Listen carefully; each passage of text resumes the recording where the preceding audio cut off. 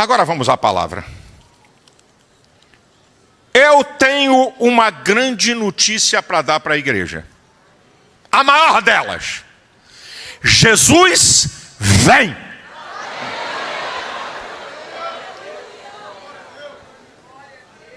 Uma vez por ano eu tenho que pregar sobre isso. Esse aqui não pode estar no esquecimento. Uma vez por ano eu tenho que pregar. Para alertar a igreja, por causa de novos membros, por causa de novos convertidos e por causa da nossa esperança. Então essa é a grande notícia que eu tenho para dar para vocês. É que Jesus voltará. Eu tenho 7 perguntas para fazer diante desse tema. Eu vou fazer 7 perguntas que eu vou ajudar a responder aqui e uma conclusão soberana. A primeira pergunta que eu faço para cada um aqui, faço para mim: se Jesus Cristo vai voltar, como está a sua vida? Como é que está você? Esse é um momento de escolhas e de decisões. Apocalipse capítulo 3, versículo 15 e 16 diz: seria bom se vocês fossem frio ou quente. Como vocês são mornos, eu vou vomitar da minha boca. Qual é a tua escolha? Qual é a escolha que você faz? Apocalipse capítulo 22, versículo 10 e 11 diz a palavra assim: não celes a palavra da profecia desse livro, porque o tempo está próximo. Quem é injusto, faça injustiça ainda.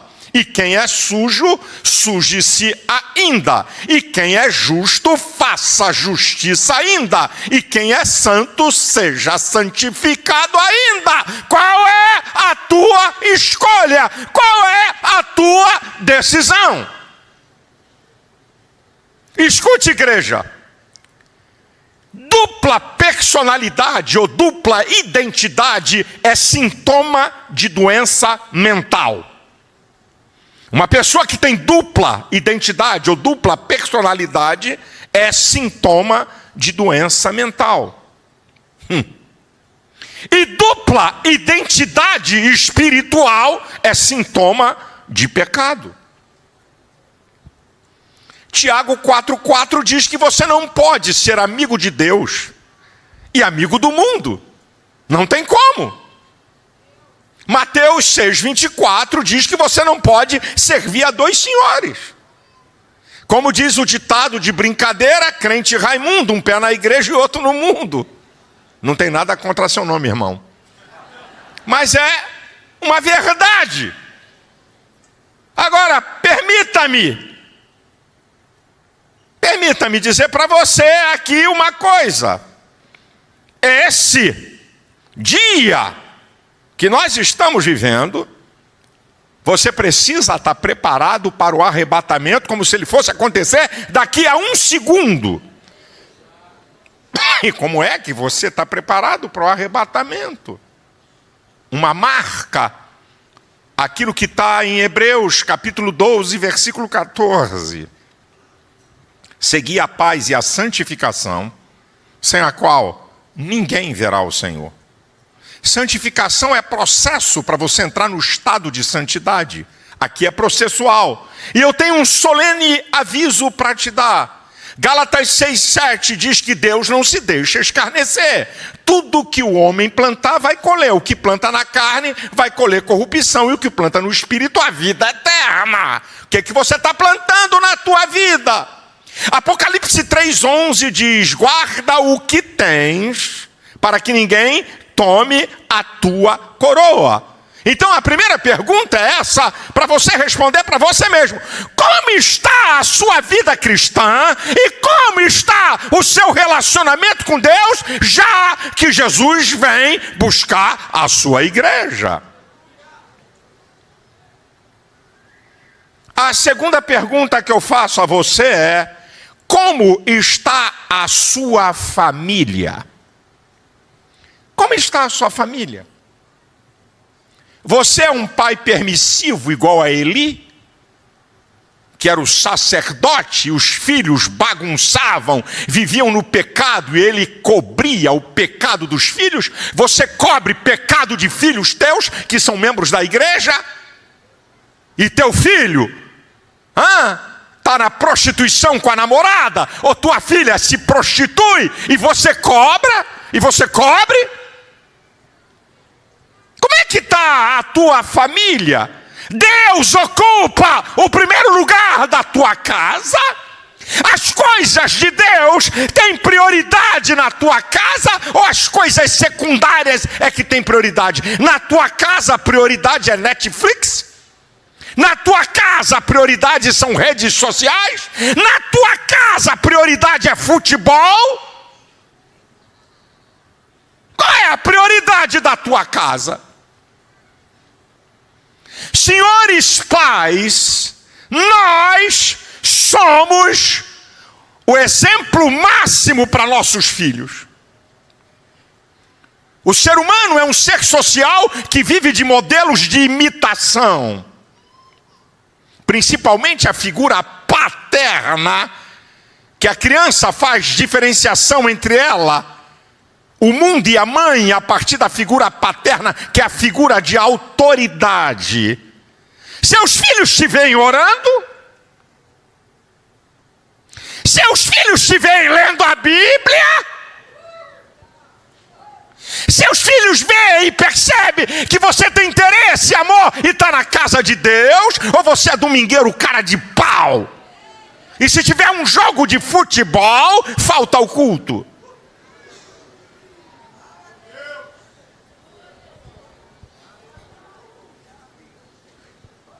Que tipo de filho estamos criando?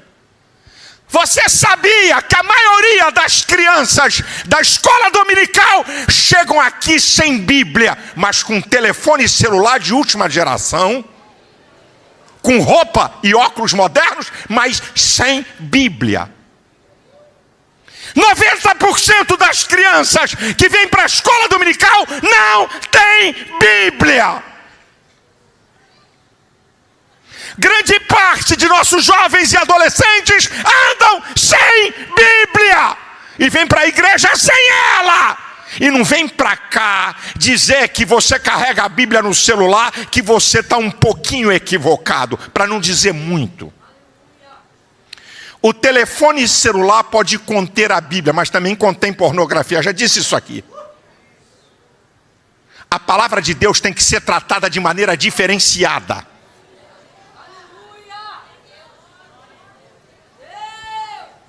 Crianças chegam aqui, criança, que é um crime você colocar um celular na mão de fedelho. Crianças chegam aqui com um celular de última geração, com óculos de marca e roupa de marca, sem Bíblia. Você investe tanta porcaria na vida dos teus filhos e não é capaz de comprar uma revista. E se tem alguém aqui pobre, repito, alguém em dificuldade, a igreja dá. Mas é uma vergonha a igreja dar uma revista. Porque aquilo que você recebe e que você pode adquirir, você não valoriza. A pessoa valoriza quando ela não tem o recurso para comprar alguma coisa e ela recebe, então ela valoriza. Mas aquilo que as pessoas recebem de graça e que podiam comprar e não compram porque não é prioridade, não valorizam. Que povo é esse? Que igreja é essa? Que família é essa? E Deus não é priorizado.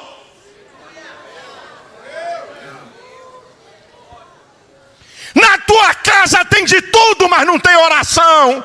Na tua casa tem de tudo, mas não tem leitura da Bíblia. Na tua casa tem de tudo, menos incentivo para vir para a casa de Deus. E os pais já criam ídolos nas crianças para que elas sejam torcedoras do time de futebol dele. E um pirralho de 3, 4 anos, ele veste a camisa do time. Ele dá mais importância a essa porcaria que é um ídolo do que a casa de Deus e do que a palavra. Ele não dá uma Bíblia não, ele dá a camisa do time de futebol dele. É a primeira coisa que ele dá.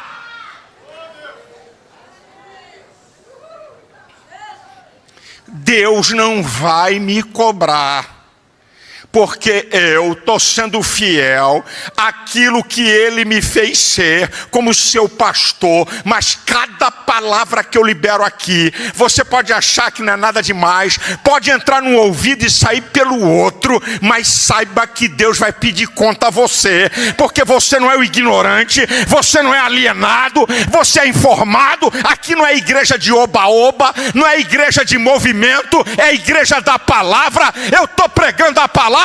Que família é a tua?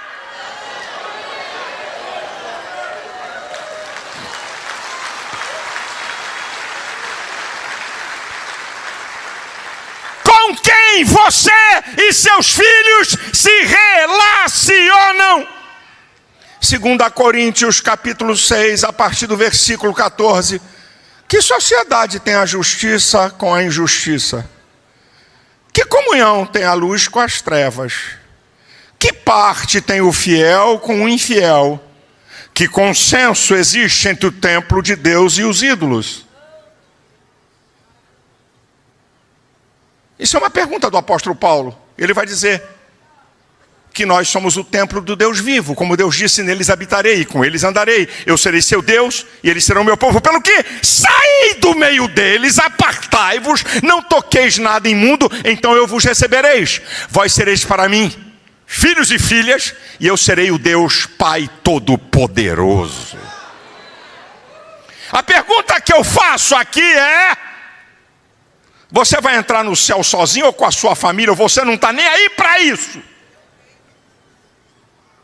Eu fico com Josué, o que ele fala no capítulo 24, versículo 15, quando o povo estava cocheando entre dois pensamentos. Ele diz assim: vocês decidem o que vocês querem, eu e a minha casa serviremos ao Senhor.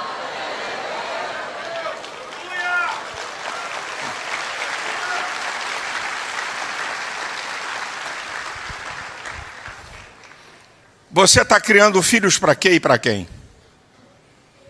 Você está criando filhos que amem o reino de Deus ou que querem se utilizar do reino de Deus? Você está criando filhos religiosos ou gente comprometida com o reino?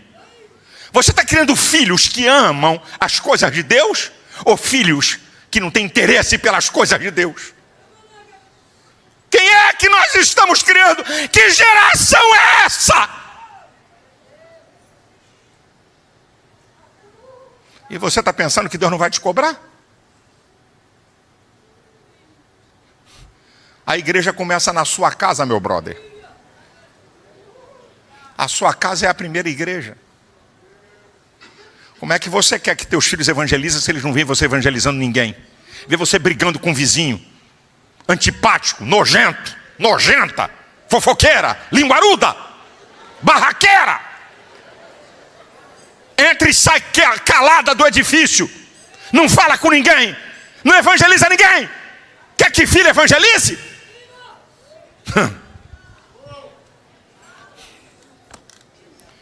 A terceira pergunta que eu quero fazer: como estão as pessoas em sua volta?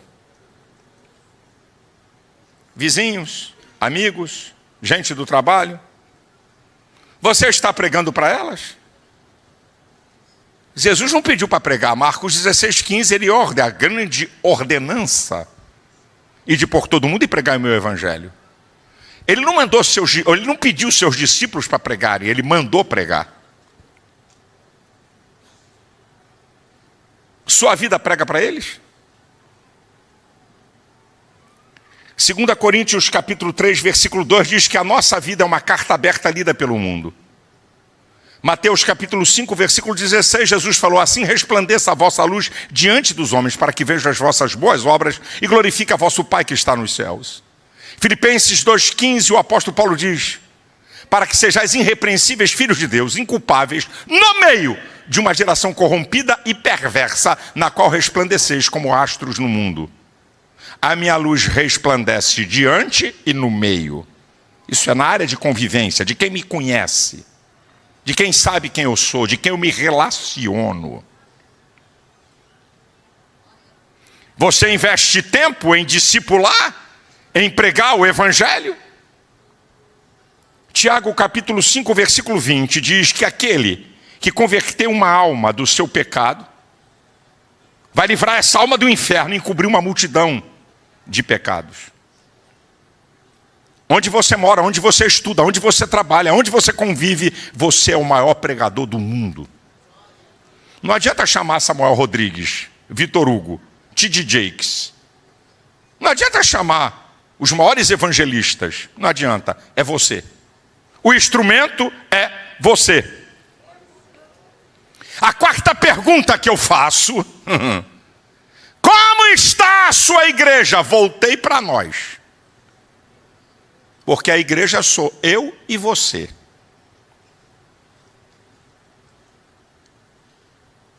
Uma igreja que tem propósito ou confusão? Ou dividida? Esse não é o problema da DEVEC. Mas não custa nada lembrar. Não custa nada estar sempre alertando, não só aqui a igreja sede, mas aos pastores. Porque aí fora tem igreja coral, igreja departamento de jovens, igreja departamento de adolescentes, igreja união feminina, igreja homens vencedores, igreja escola dominical. Tem várias igrejas dentro da igreja e o pastor igual um panaca, sendo manipulado por grupos. Aqui não. Aqui quando eu vejo que alguém pensa que é dono, eu corto a cabeça. Não é uma linguagem figurada. Por favor, que eu não corto a cabeça de ninguém. Mas para você entender. Seja pastor ou alguém. É dono do departamento? Então está na hora de sair. O apóstolo Paulo, em 1 Coríntios, capítulo 1, a partir do versículo 10, diz uma coisa importante. Olha a palavra. Rogo-vos, pois, irmãos, que não haja dissensão entre vós, mas que sejam unânimos em um mesmo sentir e um mesmo parecer. Porque me foi dito pelos da família de Cloé que há divisão entre vós. Um diz que é de Paulo, outro diz que é de Cefas, outro diz que é de Cristo. Está, pois, Cristo dividido? Fostes batizado em nome de Paulo? O nosso problema não é esse, graças a Deus. Nós temos uma igreja que trabalha em unidade. Louvado seja Deus por isso. Mas eu tenho que fazer uma pergunta. Que tipo de igreja somos nós? Inclusiva, exclusiva ou excludente? Tem uma palavra aqui que está na moda, mas eu vou consertar ela aqui no nosso meio. Igreja inclusiva não é aceitar todo mundo que vive no pecado na igreja, não. Está adulterando, está safadeando, está roubando, vem aqui, dá dízimo oferta e fica aqui. Não. Igreja inclusiva é considerar que todos são importantes. Igreja inclusiva é saber, como diz 1 Coríntios, capítulo 12, a partir do versículo 12, que Deus coloca os membros no corpo como Ele quer e todos eles são importantes. Todos aqui são importantes. Todos têm importância. Isso é uma igreja inclusiva. Igreja exclusiva. A elite gospel. Ou igreja só para riquinho. Ou igreja para os meus amigos de infância. Ou igreja para esse grupinho que eu montei aqui e ninguém entra porque nós não deixamos. É a igreja exclusiva. É a igreja desse departamento aqui. Nós aqui somos uma igreja dentro da igreja. E a igreja excludente é que bota para fora pecadores e novos membros. Não tem espaço para eles.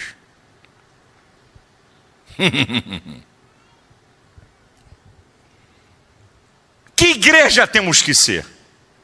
E quando eu falo da igreja, estou falando de mim. Eu sou a igreja, você é a igreja. Que igreja temos que ser? Que igreja é o sonho? Que igreja temos que ser? Número 1, uma igreja que priorize o reino de Deus. O reino de Deus acima dos meus interesses pessoais. Uma igreja que obedece a Cristo. Amar a Cristo Cristo significa obedecer a sua palavra, porque Cristo e a sua palavra são um. Uma igreja que obedece a Cristo. Uma igreja que tem a compaixão dos pecadores. Você fala com gente, você conversa com gente. Gente cruza teu caminho, gente do trabalho, gente da vizinhança, gente da família, e não tem uma palavra, não tem um convite, não tem um testemunho. A fé vem pelo ouvir e ouvir a palavra. Como vão crer se não há quem pregue? É o que diz Paulo em Romanos. Como é que as pessoas podem crer em Deus se você não fala, se você não anuncia, se você não fala nada de Jesus, se não tem uma palavra na tua boca, nem para vizinho, nem para família, nem para amigos, nem no colégio, nem no trabalho? Uma igreja que tenha compaixão dos necessitados. Todo primeiro domingo eu tenho incentivado vocês, traga alguma coisa para o socioambiental. Aqui na igreja tem um espaço aberto. Traga alguma coisa, a fé sem obras é morta. Compaixão dos necessitados, de irmãos que estão em necessidade, de pessoas necessitadas. Que igreja é essa?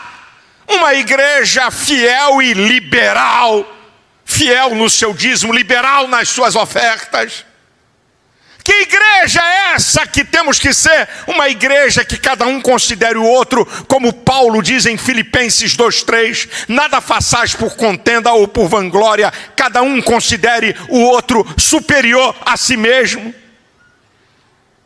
Que igreja é essa que vai ser arrebatada? É uma igreja cuja marca é o amor. João 13:35, e nisto todos conhecerão que sois meus discípulos, se vos amardes uns aos outros. A marca da igreja é o amor. Como é que você pode estar aqui tomando ceia e estar brigado com o irmão e não fala com ele há 30, 60 dias ou há um ano? Como é que você está aqui e não consegue perdoar? Porque o amor é o guarda-chuva, e sobretudo revestivos do amor, que é o vínculo da perfeição. O amor é o guarda-chuva do perdão, da misericórdia, da compaixão. Como é que você não perdoa? Que amor é esse que não perdoa? Que amor é esse que não tolera o erro do irmão? Que amor é esse que não tem compaixão? E que igreja é essa? Que igreja é essa que vem Jesus buscar? Que igreja é essa, minha gente?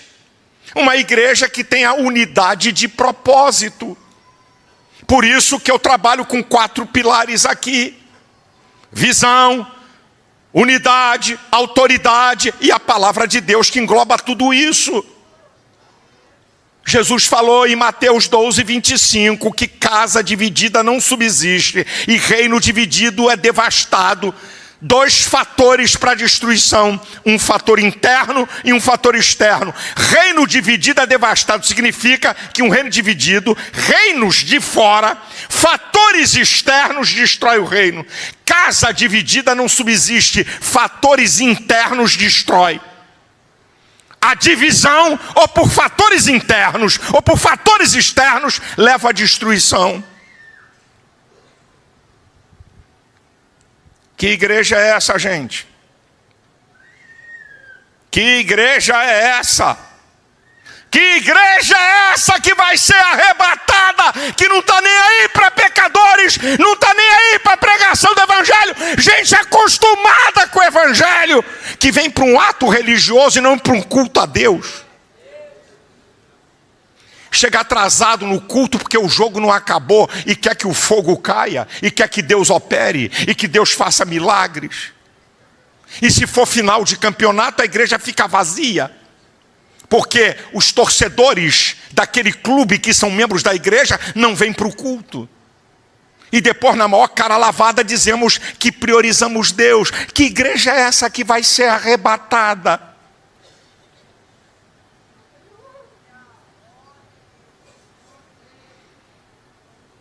Que igreja somos nós?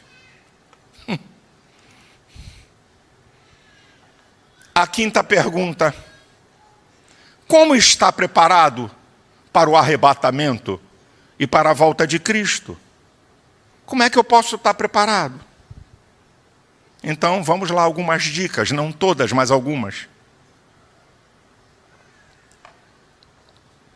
Em Mateus capítulo 25, do versículo 1 ao 13, tem a parábola das 10 virgens. Todas são virgens. Está falando da igreja. 5 loucas e 5 prudentes. As loucas têm azeite por algum tempo. Azeite para um culto, para uma santa ceia, para uma vigília, ou para alguns meses da vida. E as prudentes têm azeite para a vida toda. O azeite é o símbolo do Espírito Santo, então escute o que eu vou te falar. O Espírito Santo é o combustível da vida cristã. Preste atenção a isso aqui. Um camarada compra um carro zeradaço, importado, paga R$1.200.000. Vai buscar o carro, lindo, zerado, um brinco, top dos tops. E aí, o camarada da revenda entrega a chave para ele. E ele todo contente, olha o carro, o cara dá instruções, como é que funciona, muita tecnologia. Hoje nos automóveis, quase que o carro anda sozinho, já tem carro andando sozinho. Mas quase não precisa fazer nada. Instrui e tal, pode ir. O cara aperta um botão, hoje não é chave, é um botão eletrônico, e daqui a pouco alguém vai dizer, liga, e o carro... Brum. Hã? E aí, ele aperta um botão e o carro faz... Tan, tan, tan, tan, tan, tan, tan. Apertou o botão de novo. Tan, tan, tan, tan, tan, tan, tan. E o carro não liga. Dá sinais, mas não liga. E aí, chama o cara e diz, como é que pode? Um carro de 1.200.000, 0 quilômetro, alta tecnologia, tudo perfeito, e não quer ligar. E aí o cara que é técnico, olha e vê que o sinalizador do combustível esqueceram de botar gasolina. O carro é lindo, o carro é bonito, o carro é uma potência, o carro é magnífico, mas sem combustível não anda.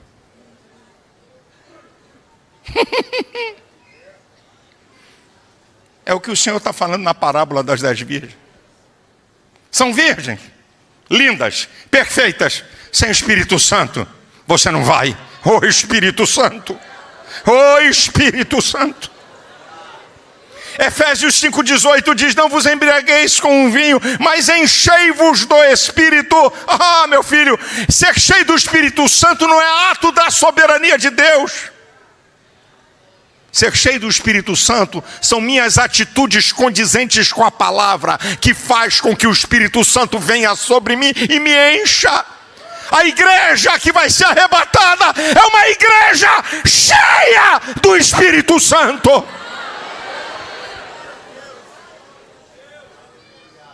Cultos frios, crentes sem graça, bota a igreja para adorar a Deus e parece que tem uma boca de ferro. Deve ter uma presilha na boca de alguns. Deve ter um cadeado de aço. Eu fico vendo aqui de cima a igreja adorando e alguns assim, ó.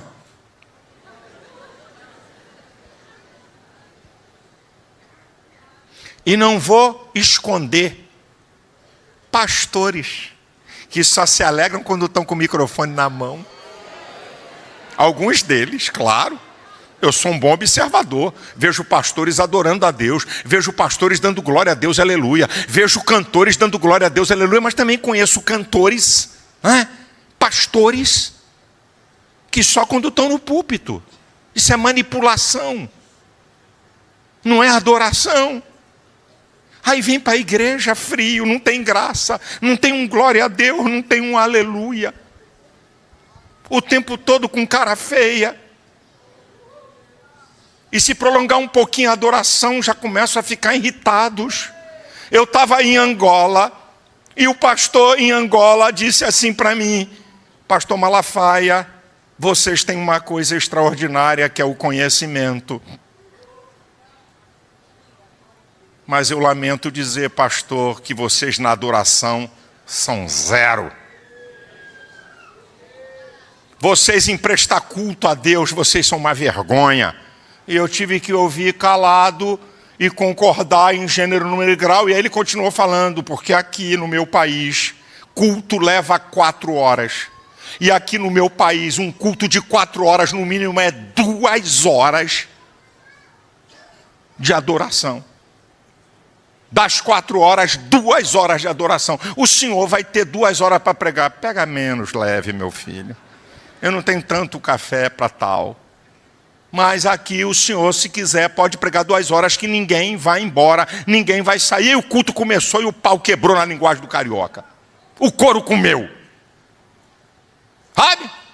Não tem ninguém preocupado. O que estão achando? Meu movimento. Uau, está se movimentando muito, irmã. Cuidado. Os homens estão olhando. A irmã está se movimentando. Não estão nem aí, meu irmão. Rodopia, dá glória a Deus. Dança na presença do Senhor. Sabe? Mas tudo naquele momento da liberdade. Adoração, adoração. Nós aqui, 10 minutos, 15 minutos de adoração, a maioria calado, não tem um glória, não tem um aleluia, não tem um louvado seja Deus. Não sabe nem o que é adorar a Deus. O louvor é a expressão de adoração. Prestar culto é adorar a Deus. Você vem na igreja para quê? Eu vim aqui para receber minha benção. É benção, não é benção não. Eu vim aqui para receber minha benção. E quem disse que você precisa vir aqui para receber bênção? Deus pode te abençoar na boca do inferno. Ele vai lá e te abençoa. Deus abençoa você no pior lugar que tem na face da terra. Você não precisa estar na igreja para ser abençoado. Você vem à igreja para oferecer um culto àquele que vive e reina para sempre, aquele que é digno de glória, aquele que é digno de ser adorado, aquele que é digno de ser louvado, independente da tua circunstância, se você está bem ou mal, se a coisa está feia ou não. Você está aqui para dizer: tu és grande, tu és tremendo, digno és, Senhor, digno és de receber a honra, de receber a glória. Nós estamos aqui para te adorar. Que igreja é essa? Que vida cristã é essa?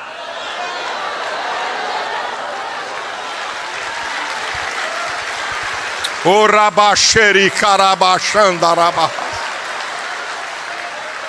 Duracalarabacharabacalaraба.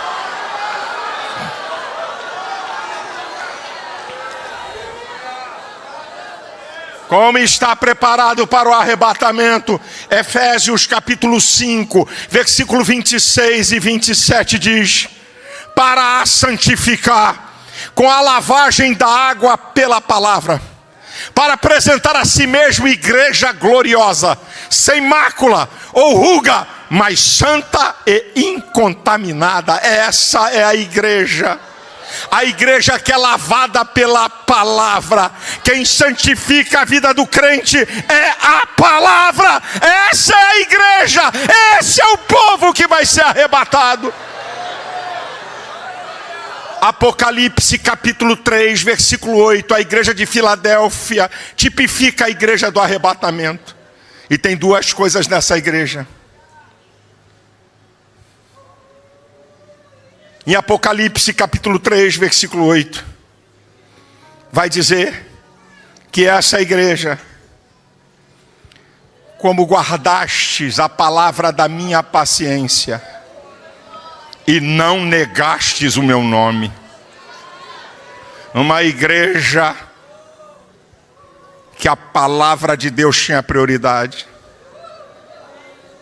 É a igreja que ele vem arrebatar. Uma igreja com uma fé inabalável. Pode vir perseguição, pode vir luta, pode ter desemprego, pode ter inimigo. Eu sei em quem eu tenho crido.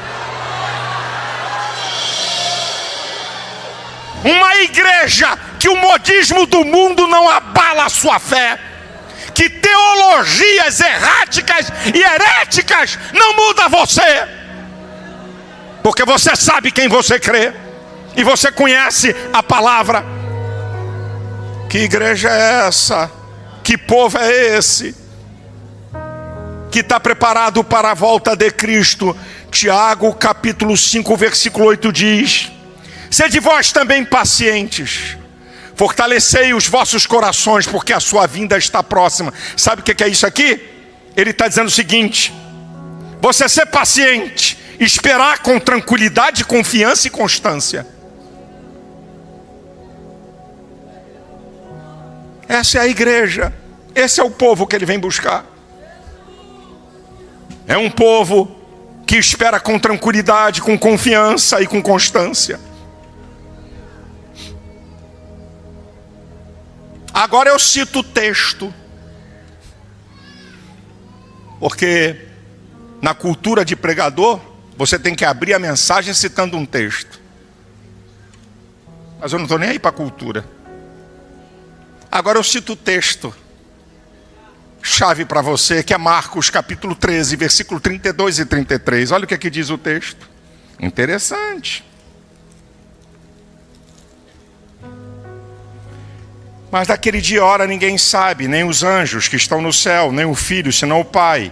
Olhai, vigiai, orai, porque não sabeis quando chegará o tempo. Olhai, vigiai e orai. Isso é percepção espiritual, vigilância e oração. É a igreja que vai ser arrebatada.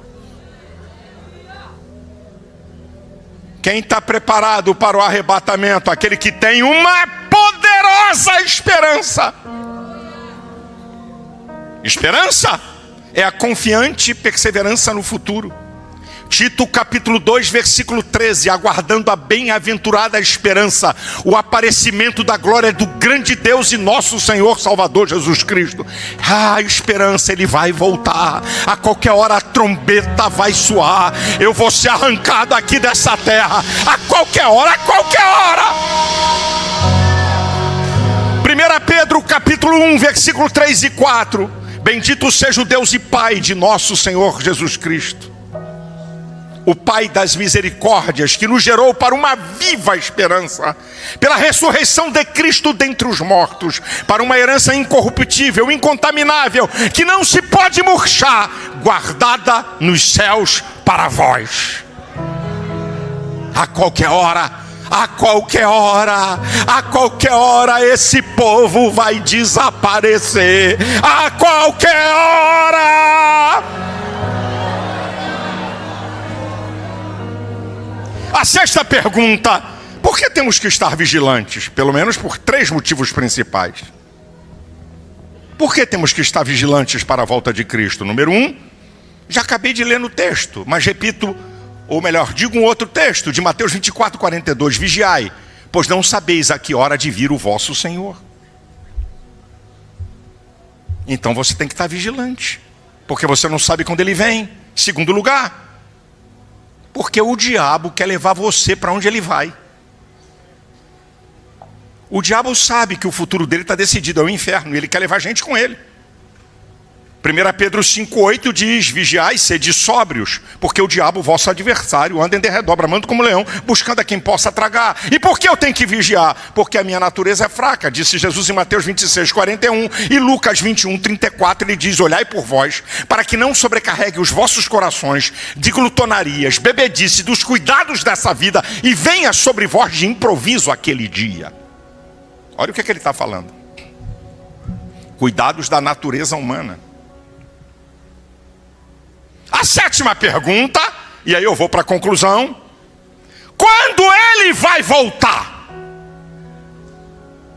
Aí alguém diz assim: está demorando, pastor. 2 Pedro, capítulo 3, versículo 8 e 9. Amados, não ignoreis uma coisa: um dia para o Senhor é como 1000 anos, e 1000 anos é como um dia. O Senhor não retarda a sua promessa, mesmo que alguns a tenham por tardia, mas é longânimo para convosco, não querendo que ninguém se perca, mas que venha a arrepender-se. Então quero dar um aviso aqui a pastores e pregadores: parem de ficar datando quando Jesus vai voltar. O que é isso, pastor? Jesus não passa de 30 anos, Jesus não passa de 40, Jesus não passa de 50. Cala a boca que tu vai ficar envergonhado. Você quer o Cronos de Deus? Você quer o Kairos de Deus no Cronos? Eu vou mostrar para você quando é que começaram os últimos dias para Deus, para calar a boca de quem está datando volta de Cristo. Hebreus 1:1. Havendo Deus antigamente falado aos pais pelos profetas, nos falou nesses últimos dias pelo Filho.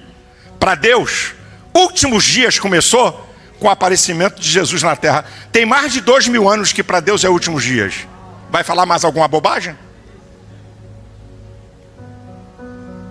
Você sabia que na época de Hitler, a igreja na Europa e na América achava que Hitler era o anticristo? Então cuidado de ficar querendo... Eu acho que Jesus não passa de 30 anos. Quem é você para achar alguma coisa? Ele deixou sinais. Leia Mateus capítulo 24.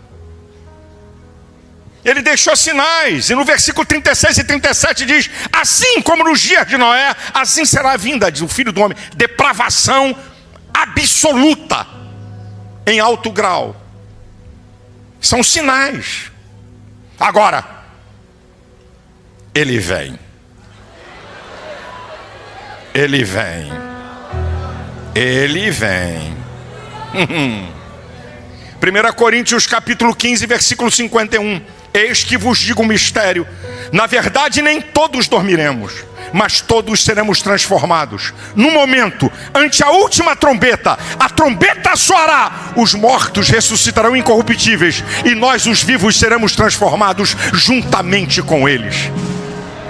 Você sabe o que é momento? Eu já expliquei aqui e repito: unidade indivisível do tempo. Ninguém calcula o momento. Momento, unidade indivisível do tempo. Se botar um aparelho para calcular isso que eu vou fazer aqui agora, consegue calcular centésimos ou milésimos de segundo. Isso aqui se calcula. Isso aqui não é momento.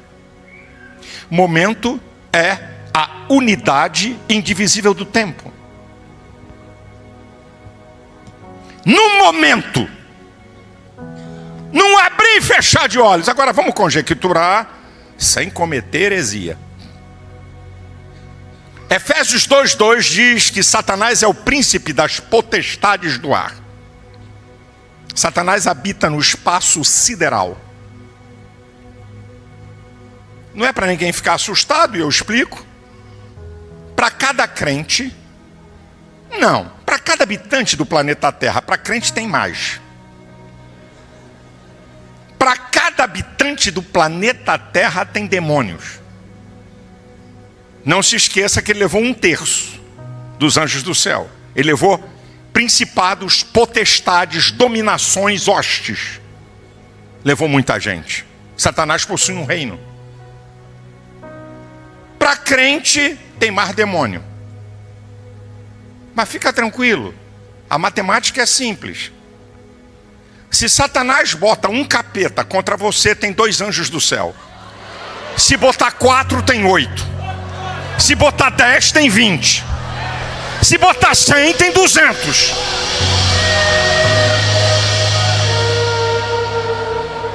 Agora Deus tem estratégia. Deus vai surpreender Satanás. No momento, numa unidade indivisível de tempo, a igreja vai ser arrancada da terra. Eu fico pensando o que vai acontecer. Conjecturando. O que vai acontecer no reino de Satanás? Vai começar a chegar demônios do Brasil, da Europa, da Índia, da África, dos Estados Unidos, do Japão. Vai começar a chegar demônios. Lúcifer, aquele crente que tu mandou eu perturbar, sumiu. Olha, aquele pessoal da DEVEC sumiu. Aquele crente que estava quase caindo, Eu estava jogando pesado, sumiu. O reino de Satanás vai ser pego de surpresa. Eles não vão nem ver, nem perceber quando a igreja for arrebatada.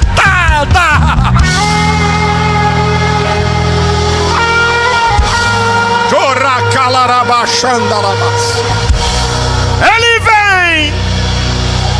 Ele vem!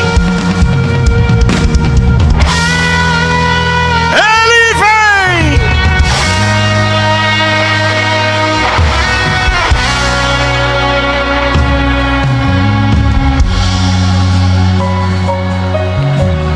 João capítulo 14, os primeiros versículos. Não se turbe o vosso coração, crede em Deus e crede também em mim. Na casa de meu pai há muitas moradas. Se não fosse assim, eu não vou teria dito: vou preparar lugar. E se eu for preparar lugar, eu voltarei e o levarei para junto de mim. Para onde eu estiver, estejais vós também. Ele voltará. Ele vem buscar a sua igreja.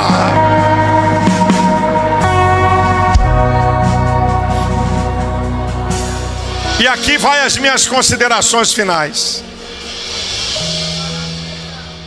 Preste atenção.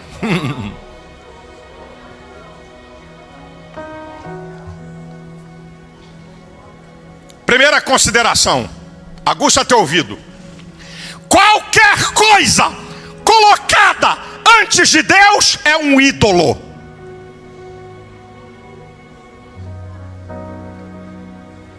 Eu vou contar 1, 2, 3 e quero que você repita. 1, 2, 3, já. Qualquer coisa colocada antes de Deus é ídolo. Segunda verdade. Qualquer coisa que eu não consigo parar de pensar é um ídolo.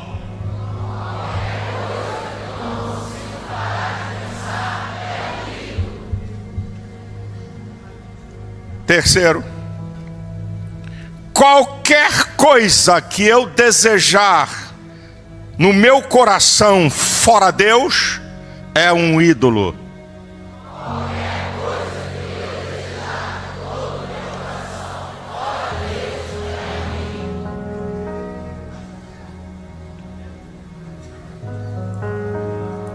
A idolatria não só impede você de ser arrebatado, como leva para o inferno. Apocalipse 21:8 tem a lista de quem vai para o inferno: idólatras. E você pensa que ídolo é só alguém que se conversa, se encurva um pedaço de gesso? Ou de ouro? Ou de pedra? Ou aquilo que você constrói dentro de você? Temos que acabar com os ídolos que nós mesmos construímos. Romanos 11:36 diz: porque dele, por ele, para ele são todas as coisas. Glória, pois, a ele eternamente. Amém. Quebre os ídolos que estão construídos dentro de você. Será que nós vamos estar contados entre aqueles que a palavra de Deus declara? Apocalipse capítulo 22, a partir do versículo 12. Olha o que é que diz a palavra. Eis que cedo venho, e o meu galardão está comigo, a dar a cada um segundo as suas obras. Eu sou o Alfa e o Ômega, o princípio e o fim, o primeiro e o derradeiro. Bem-aventurado aqueles que lavaram as suas vestiduras no sangue do Cordeiro, para que tenham direito à árvore da vida e possam entrar na cidade pelas portas. Você está contado entre esses? Você está contado entre aqueles de Apocalipse 22:20? Maranata, ora vem Senhor Jesus. Você está aguardando com expectativa de esperança que você vai ser arrebatado? Você contado, eu vou dar a síntese de Apocalipse 21, do versículo 1 ao 6. Vou dar a síntese. E vi um novo céu e uma nova terra, porque já o primeiro céu e a primeira terra passaram e o mar já não existe. E ele vê a igreja, a nova Jerusalém. Ele vê a nova Jerusalém, apaga aqui a igreja, ataviada como uma esposa para o seu marido. E ele vê o tabernáculo de Deus com os homens. Eu serei o seu Deus, eles serão o meu povo. Eu limparei dos seus olhos toda lágrima, não vai haver mais morte, nem pranto, nem dor. E o que estava assentado no trono disse: eis que faço nova todas as coisas. Escreve, porque essas palavras são fiéis e verdadeiras. E disse-me mais: eu sou o Alfa e o Ômega, o princípio e o fim. E quem quiser e tiver sede, eu darei de graça da fonte da água da vida. E ao que vencer, ao que vencer, ao que vencer, herdará todas essas coisas.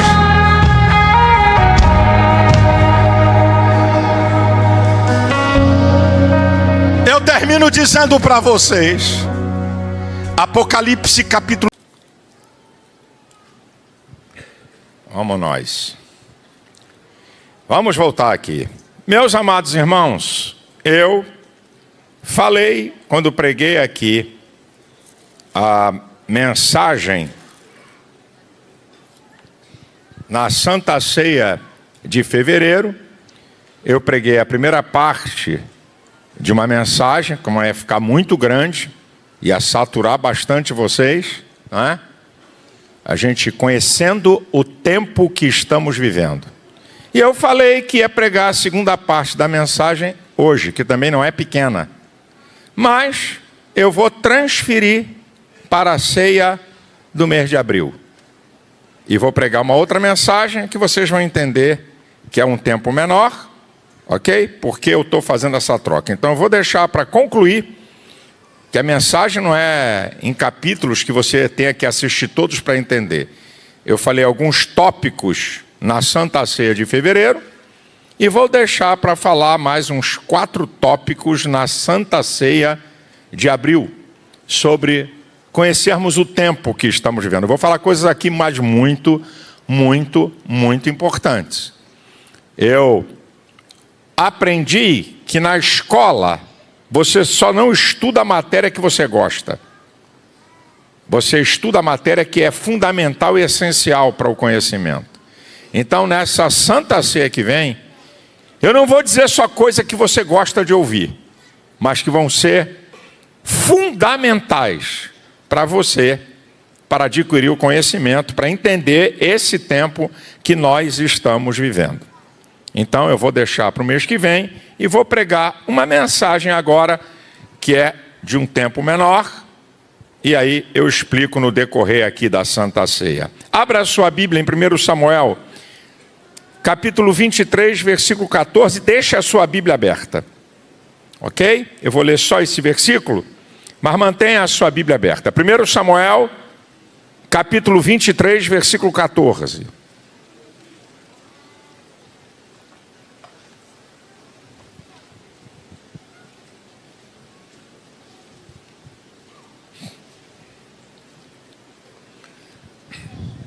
Diz o texto de 1 Samuel, capítulo 23, versículo 14. E Davi permaneceu no deserto, nos lugares fortes, e ficou em um monte no deserto de Zif, e Saul o buscava todos os dias.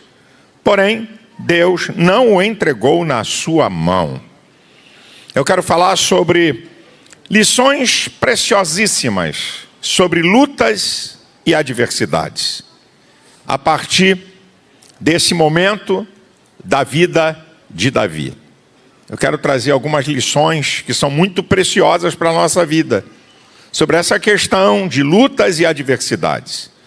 Primeiro, o significado, né? O que significa deserto? Deserto, na linguagem tipológica da Bíblia, lugar de dificuldade, tribulação. Isso é que significa o deserto. Lutas, adversidades, tribulação. O pior lugar para se estar. É o pior lugar para se estar, mas a gente passa por ele. Essa aqui é a primeira coisa. Segundo, diz que Davi estava no deserto de Zif. É o significado, lugar do refino. É lugar de preparação para algo maior. Dói, machuca, não é fácil, mas nos leva a patamares maiores. Lembrando a você que o ataque mais letal de Satanás contra Jesus se deu no deserto. Mateus 4, Lucas 4. Mas ele saiu vitorioso para um ministério brilhante e abençoado depois que ele derrota Satanás no deserto. Uma terceira questão, para que você entenda o significado do deserto, é: por pior que seja um deserto, por pior que seja a adversidade, a tribulação, a luta que você está enfrentando, é melhor do que o local da derrota e da destruição. O que é isso, pastor? Se você pegar o versículo 12 e 13, Davi estava em Keila. E aí ele consulta a Deus. E disse-me mais, Davi: entregar-me-iam os cidadãos de Keila a mim e aos meus homens nas mãos de Saul? E disse o Senhor: entregariam. Então se levantou Davi com os seus homens, uns 600, e saíram de Keila, e foram aonde puderam, sendo anunciado a Saul que Davi escapara de Keila, cessou de sair contra ele. Então, por pior que seja o deserto que você está passando, ele ainda é melhor do que o local da derrota e da destruição. Talvez Deus está permitindo você passar por esse deserto para te livrar da derrota e da destruição. Davi foi para o deserto, porque se ele fica em Keila, ia morrer, ia ser destruído. Isso aqui é uma verdade que vale para a minha vida, que vale para a sua vida. Entenda isso e não reclame, não murmure. Caramba, eu estou passando um deserto. É a linguagem do crente. Quer dizer, está passando por uma tribulação, por uma luta, por uma adversidade. Não é brincadeira que eu estou passando. Ei, você não sabe nem eu. Mas quem sabe, Deus está te livrando da destruição e de uma derrota fragorosa. Então, por pior que pareça ser o deserto, é melhor do que o lugar da destruição, da derrota. Posso ouvir um amém? Amém. Agora presta atenção. Número 2, o que nós encontramos no deserto? Que representa lutas, adversidades, tribulações, dia mal. O que a gente encontra no deserto? Primeiro, inimigos. Está aqui, o versículo 14 que eu acabei de ler. Davi permaneceu no deserto, nos lugares fortes. Ficou em um monte no deserto de Zif. E Saul o buscava todos os dias. No deserto a gente encontra inimigo. Mas no inimigo não é só um dia não. É todo dia. Um filho do capeta. Para perturbar você. Para enfrentar você. Para tentar dar no teu calcanhar.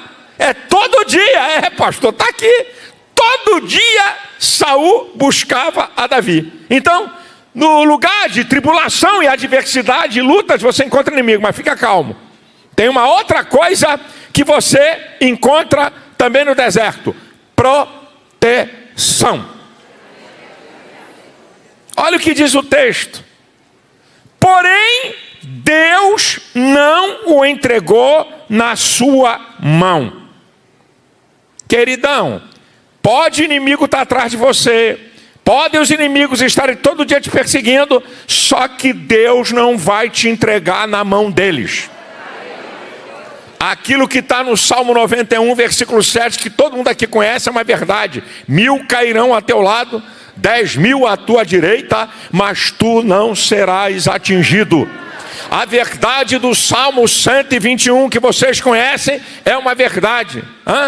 De onde vai vir o socorro? Eleva os meus olhos para os montes. De onde me virá o socorro? O meu socorro vem do Senhor que fez os céus e a terra. Ele não deixará vacilar o teu pé. Aquele que te guarda não cochilará, nem dormirá o guarda de Israel. O Senhor é quem te guarda. Ele é a tua sombra à tua direita. O sol não te molestará de dia, nem a lua de noite. O Senhor te guardará de todo mal. Ele guardará a tua entrada e a tua saída, desde agora e para sempre. Tem proteção para você no meio dessa luta e dessa adversidade. Agora olha o que a gente encontra no deserto: refúgio, alívio. Olha o versículo 15, por isso que eu pedi para você ficar com a Bíblia aberta. Vendo, pois, Davi que Saul saíra à busca da sua vida, esteve no deserto de Zif, num bosque. No meio do deserto, um bosque. No meio da luta, da adversidade, do dia mau, um lugar de descanso, de refrigério, para você renovar as forças. Agora, por favor, não é que a luta acabou não, viu? Não vim aqui para desanimar você. Não é que a luta acabou. É para você recobrar energias e força, porque o deserto não acabou. O deserto continua, só tem um bosque. Lugar para renovar forças. No meio dessa luta, Deus vai te dar um refrigério. No meio dessa adversidade. Não que a luta vá terminar, mas é um modo de Deus para renovar você, renovar suas forças. Olha o que a gente encontra no deserto. Deus envia ajuda para você. Deus te envia ajuda para te socorrer. É o que a gente encontra no deserto. Olha o versículo 16. Então se levantou Jonatas, filho de Saul, e foi para Davi ao bosque, e fortaleceu a sua mão em Deus. Olha que coisa linda. Deus vai levar, é profético. Deus vai levantar alguém para te ajudar no meio desse deserto, dessa luta e dessa adversidade. Deus vai levantar alguém. O apóstolo Paulo também passou pelo seu deserto. Diz lá, 2 Coríntios capítulo 7, versículos 5 e 6. Eu, quando cheguei à Macedônia, não tive descanso algum. Por fora combate, por dentro temores, mas Deus que consola o abatido me enviou a Tito. Paulo estava estressado, cansado do deserto que ele estava passando. Deus manda a Tito para consolar. Lembra do profeta Elias no deserto, desejou morrer, depois de uma grande vitória, de ter restaurado a fé, restaurado o povo que estava seguindo a deuses estranhos. Ele entra em depressão pela palavra da rainha. Deus manda um anjo lá no deserto. Deus pode mandar um anjo, meu filho. Pode ser ser humano e pode ser anjo literal. Deus mandou um anjo lá no deserto para tratar da depressão de Elias, para confortá-lo e animá-lo.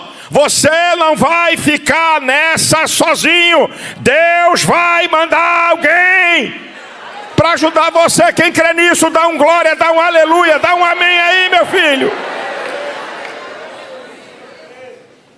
Agora, número 3. Olha que verdade interessante e que é uma palavra profética para você. Olha que coisa interessante. Vamos voltar ao versículo 14? Olha assim, olha o que diz. Davi permanecia no deserto. Saul o buscava todos os dias, porém Deus não o entregou na sua mão. Agora, olha o versículo 16.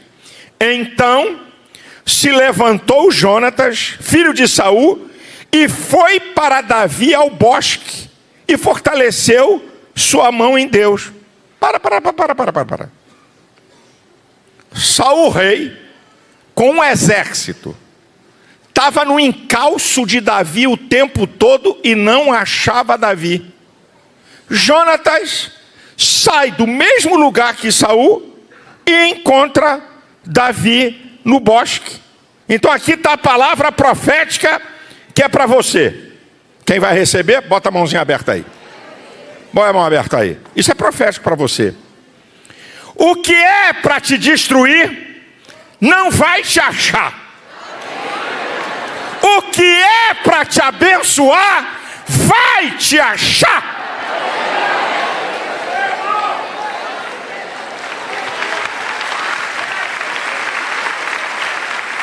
Minha gente, Saul tinha peritos do deserto, soldados especialistas naquele terreno, não acharam a Davi.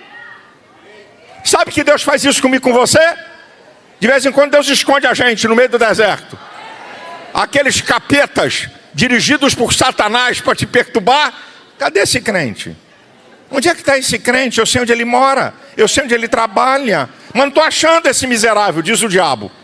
Eu não estou achando ele, onde é que ele está, onde é que ele foi. Ô querido, Salmo 91, versículo 1. Aquele que habita no esconderijo do Altíssimo, a sombra do Senhor Onipotente descansará. Um lugar de proteção. Salmo 46, versículo 1, Deus é o nosso refúgio e fortaleza. Refúgio e fortaleza. Socorro bem presente na angústia. O diabo não consegue penetrar. Lembra de Israel, quando estava sendo perseguido por Faraó, no deserto? Êxodo capítulo 14, versículo 20. A nuvem era escuridade para o exército de Faraó, mas para Israel claridade. Olha o que Deus faz. Deus cega o inimigo. Eu sei que de vez em quando a gente passa por dizer assim, meu Deus do céu, não sei como é que eu saí dessa. Eu estava vivendo eu estava assim, me sentindo até fraco na fé, assim, sem vontade de orar, um negócio, uma luta, uma agonia. E, olha, eu não sei como é que eu não fui destruído. Meu filho, é porque nessa hora, aquilo que vem para te destruir, não te encontra. Deus te esconde, oh aleluia, Deus esconde você agora. Aquilo que é para te abençoar, vai achar você com a maior facilidade. Quem crê nisso aí, meu irmão?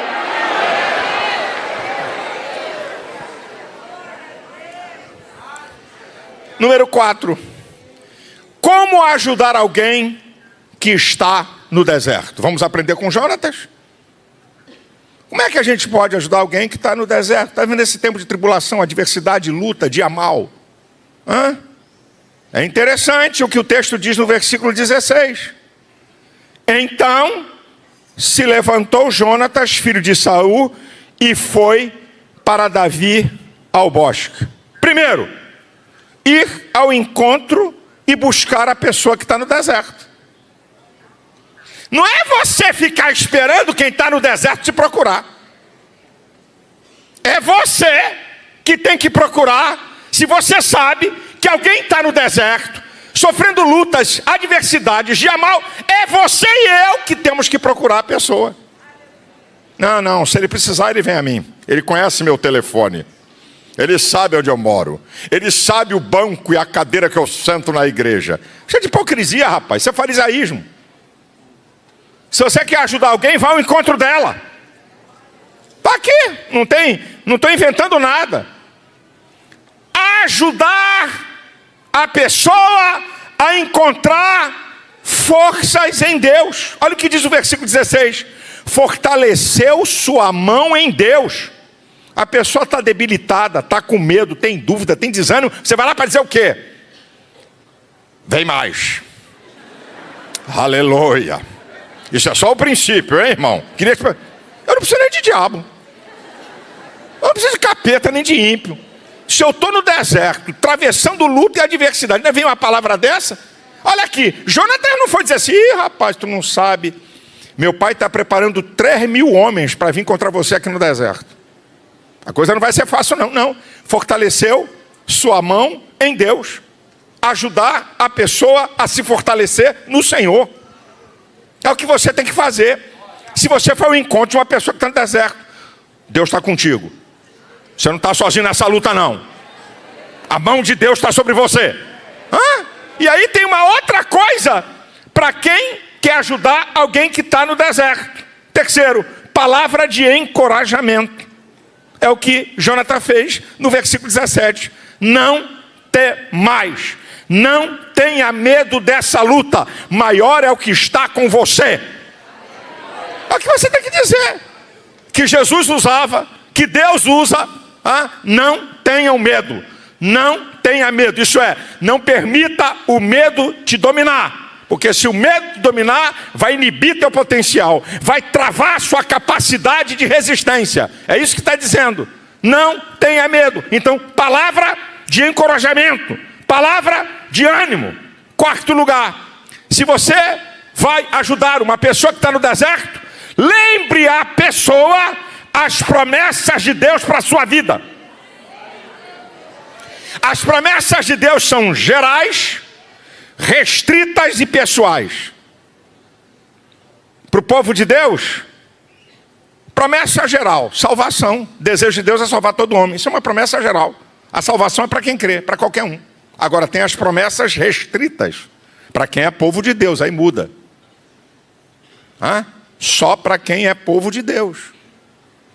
Que tem promessas restritas. Que o diabo não vai te tocar, é uma promessa restrita. Aquele que é de Deus, o diabo não lhe toca. Isso aqui é uma promessa restrita. É para quem é povo de Deus. E tem as promessas pessoais, aquilo que Deus quer com você. O que Deus prometeu para Abraão não é igual ao que Deus prometeu para Moisés, que não é igual ao que Deus prometeu para Jeremias, que não é igual ao que Deus prometeu para Daniel, nem prometeu para Davi. São promessas pessoais. Então, o que é que você tem que fazer? Lembre para a pessoa. Se você não sabe alguma promessa pessoal para aquela pessoa, pelo menos lembre a ela a promessa geral e a restrita. Aquela que ele tem direito como povo de Deus. O anjo do Senhor acampa-se ao redor daqueles que o temem e os livra. Isso é promessa restrita. Só para quem é povo de Deus. Só para quem é povo. Lembra ele. Lembra para a pessoa, meu irmão. Lembra as promessas de Deus para a vida da pessoa. Agora, em quinto lugar, se você quer ajudar alguém que está no deserto, está lá no versículo 18. Jonatas faz uma aliança com Davi. Sabe o que ele está dizendo para Davi? Conte comigo. Conte comigo. Eu estou com você. Você não está sozinho nessa guerra, não. Conte comigo. Não é aquela história, irmão, conta comigo, mas não me perturba não, aleluia, glória a Deus. Mas conta comigo aí, entendeu? Conta comigo. Você lá e eu aqui, mas conta comigo aí, tá? Tu no teu canto e eu no meu canto. Cada um no seu quadrado. Até jargão da vida entra na história. Conte comigo, o que é que eu posso fazer? O que é que eu posso te ajudar?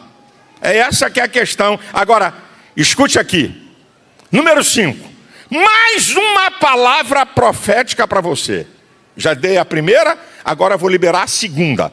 Mais uma palavra profética para você. Escute isso aqui. No versículo 17, Jonatas chega para Davi e diz assim: tu reinarás sobre Israel. A síntese do versículo. Saul, meu pai, bem sabe. Tu reinarás sobre Israel, e Saul, meu pai, bem sabe. Que coisa linda, que coisa interessante. Então recebe aí uma palavra profética para a sua vida. Abre a tua mão aí, se quer receber. Se não quer receber, meu irmão, não muda nada. Para mim não muda nada, pode mudar para você. Preste atenção a isso aqui. Até as lutas e adversidades sabem que você tem promessa de Deus. Essa é a primeira, mas tem uma segunda que é mais interessante. Até as lutas e adversidades sabem antecipadamente que tem vitória de Deus para você. Olha o que Jonas está dizendo. Até meu pai sabe que tu vai ser rei. E ele era o rei. Antecipadamente, a luta e a adversidade que representa Saul contra Davi, antecipadamente já sabe. tem bênçãos para essa pessoa. Ei, essa luta que está contra você, essa adversidade que está contra você, ela já sabe antecipadamente que tem vitória de Deus para você. Quem crê nisso, dá um brado aí, dá um glória a Deus, um graças a Deus.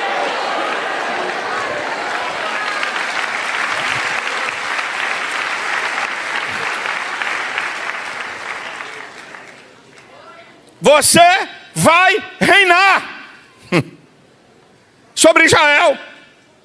E Saul, meu pai, bem sabe, ele diz uma outra coisa que era o desejo dele: eu vou ser o segundo contigo no reino. Isso não foi possível. Mas Saul sabia que Davi ia ser rei. Quem o perseguia? Fica calmo, tranquilo. Tudo isso aí que está acontecendo é porque a luta sabe que tem promessa, que tem vitória, que tem porta aberta, que tem resposta de Deus para você.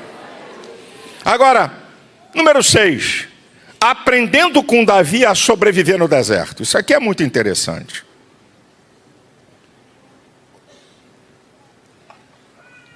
A questão não é saber que a gente vai passar pelo deserto, mas é aprender a sobreviver no deserto. Vamos lá? Vamos aprender com Davi a sobreviver no deserto, nas lutas, nas adversidades. Vamos voltar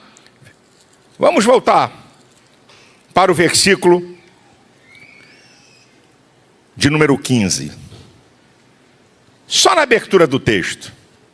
Vendo, pois, Davi, que Saul saíra à busca da sua vida, Davi esteve no deserto de Zif. Vendo, pois, Davi. Primeiro, a percepção da realidade da sua vida.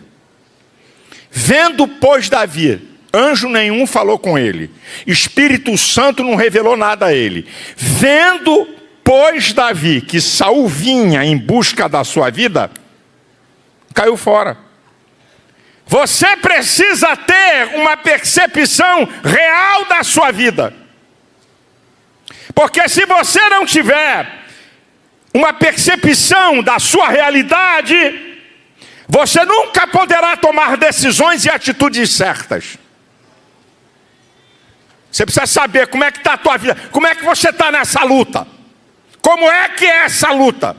Quem é o inimigo? Por onde ele vem? O que é que ele quer?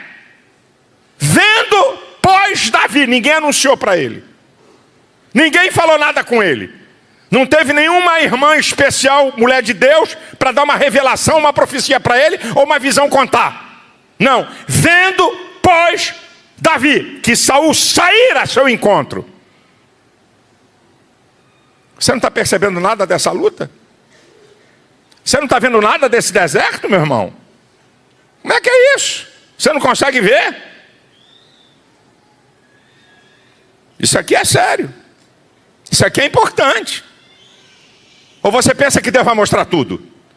Deus fez um ser capaz, com inteligência, com percepção, com mente, memória, capacidade de aprender, de perceber coisas.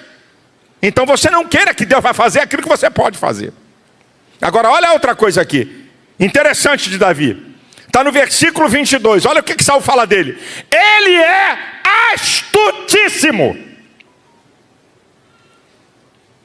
Essa palavra aqui significa habilidade para não ser enganado, não ser surpreendido, capacidade para se antecipar ao inimigo e suas estratégias, esperto, atento, vigilante, não é lerdo.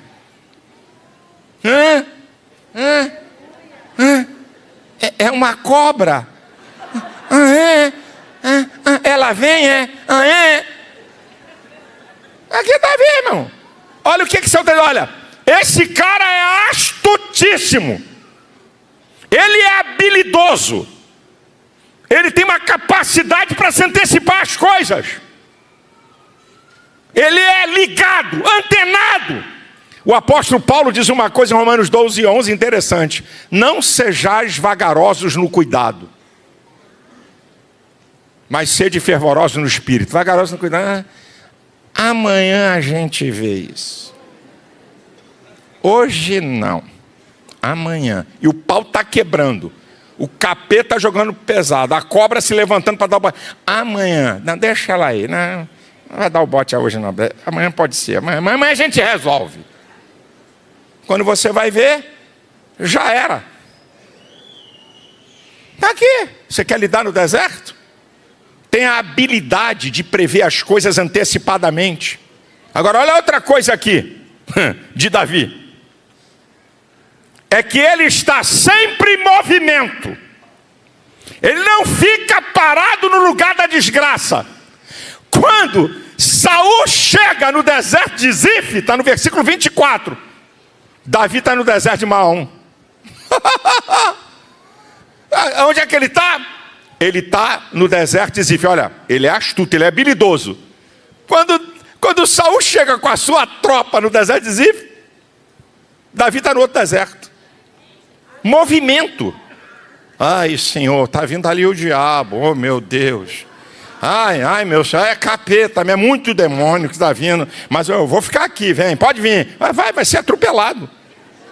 Olha Jesus, irmão. Jesus em João 11:54, Mateus 12, versículo 14 e 15. Quando os fariseus procuravam pela vida dele, ó, terra para quem te quer. Jesus caía fora. Não ficava lá no lugar. Em João 11:54 diz que ele já não andava mais ali, mas nas cidades do deserto. Caiu fora. Você lembra de Paulo? Atos 14:6, em Icônio.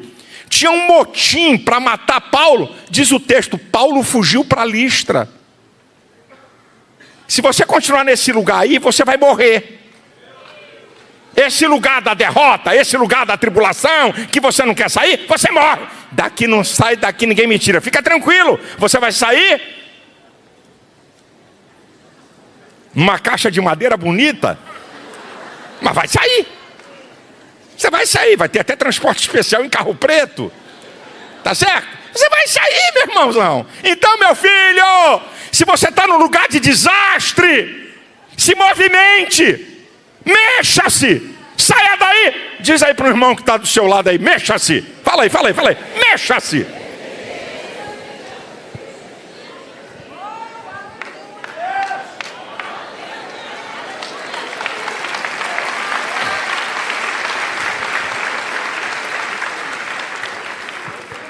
Agora olha Davi, meu filho. Olha Davi. Como é que você sobrevive no deserto? Olha Davi. Quarto lugar. Ficou nos lugares fortes do deserto. Vamos lá? Capítulo 23, versículo 14. E Davi permaneceu no deserto nos lugares fortes. Capítulo 23, versículo 29. E subiu Davi e ficou nos lugares fortes de En-Gedi.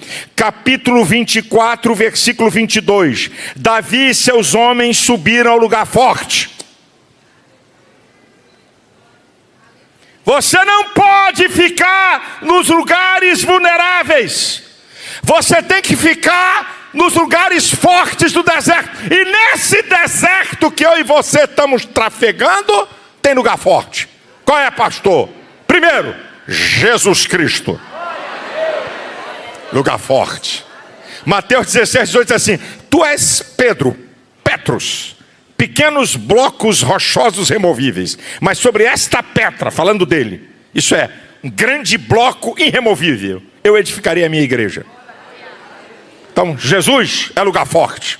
A igreja, na continuação desse texto, ele vai edificar a sua igreja sobre ele que é a rocha, e as portas do inferno não prevalecerão contra ela. Fica aqui, meu filho. Fica aqui, meu irmão. Aqui é lugar forte. Aqui é lugar forte. Você está ouvindo a palavra, você tem a comunhão dos irmãos. Aqui é lugar forte. Fique no lugar forte do deserto. Quer ver outro lugar forte? Palavra de Deus. A palavra de Deus é um lugar forte. O Salmo 119, versículo 116 diz: vivifica-me segundo a tua palavra para que viva, e não me envergonhe da minha esperança. Sustenta-me e serei salvo, e de continuamente me alegrarei na tua lei. Aqui a palavra é lugar forte, ela vivifica, ela renova você. Lugar forte, a família. Lembra do ex-endemoniado que andava nos sepulcros, se machucando, quebrava tudo, andava sujo? Quando ele foi liberto, Marcos capítulo 5, versículo 19, queria acompanhar Jesus. Não. Vai para a tua casa. Você tem uma família. Você está precisando primeiro de família. Família é lugar forte. Você quer lugar forte? O nome do Senhor. Provérbios 18:10. Torre forte é o nome do Senhor. Para ela correrão os justos e estará em alto retiro. Salmo 83, versículo 18. Aquele que só ele possui o nome Jeová e que é altíssimo sobre toda a terra, é lugar forte. O Deus todo-poderoso, invencível, que ninguém derrota, ele é lugar forte. Você quer lugar forte? Espírito Santo habita em você e estará com você. Lugar forte.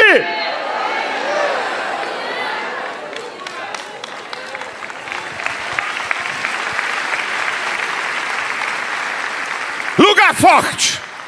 Amigos de verdade. Quando você vai no capítulo 23, versículo 13, acompanhavam Davi aproximadamente uns 600 homens. Amigos de verdade. É lugar forte. É lugar forte. Quem são seus amigos? Com quem você anda? Com quem você compartilha? É lugar forte. A conclusão da minha palavra. Escute. Aqui vem a conclusão. Primeiro, deserto é lugar de passagem, de aprimoramento. Não é lugar de moradia final. Quando Pedro dirige a palavra à igreja, em 1 Pedro 2,11, ele diz o quê? Peço-vos como a peregrinos e forasteiros. Peregrinos e forasteiros é quem está de passagem, quem não tem lugar fixo. O deserto não é a nossa morada. O deserto é lugar de passagem. Você vai passar, você vai vencer. Agora escute isso aqui. Antes de Davi chegar no palácio e sentar no trono, teve que passar pelo deserto. A história se repete, irmãos. Antes de você conquistar algo maior, vai passar pelo deserto. Eu prego uma mensagem no Salmo 66, versículo 10 ao 12, que fala sobre isso. É um salmo bonito. Eu tenho uma mensagem nessa passagem. Pois tu, ó Deus, nos provastes, tu nos afinastes como se afina a prata, afligiste os nossos lombos, tu nos metestes em redes, fizeram com que homens cavalgassem sobre a nossa cabeça. Passamos pelo fogo e pela água, mas nos trouxestes a um local de abundância. Primeiro passa pelo fogo e pela água, adversidade. Cavalgaram sobre a cabeça, pisaram na gente. Foi afligido, preso em coisas que não conseguia sair. É o que o texto está dizendo. O texto foi afinado como a prata, temperatura altíssima para afinar a prata. Tudo isso até você chegar a um lugar de abundância. O processo continua e é o mesmo. Agora, terceiro, a convicção de Davi que o deserto ia passar. Davi tinha uma convicção de que o deserto ia passar. O Salmo 56 e o Salmo 57 foram escritos nesse tempo de perseguição implacável a Davi. No 56:11 ele vai dizer: tenho posto a minha confiança no Senhor, não temerei o que me possa fazer o homem. E no Salmo 57, versículo 1: tem misericórdia de mim, ó Deus. Tem misericórdia de mim, ó Deus. A minha alma confia em ti. À sombra das tuas asas eu me abrigo, até que passem todas as minhas calamidades. Vão passar. vão passar. Eu não vou ficar em calamidade, isso é, lutas e tribulações terríveis, até que passem todas as minhas calamidades. Davi tinha certeza que um dia o deserto ia acabar. Receba essa palavra, meu irmão. Você não vai viver a vida toda no deserto, porque deserto não é lugar de moradia, é lugar de passagem. Você vai sair desse deserto, porque Deus tem vitória, Deus tem porta aberta, Deus tem milagre, Deus tem resposta, Deus tem promessa para você.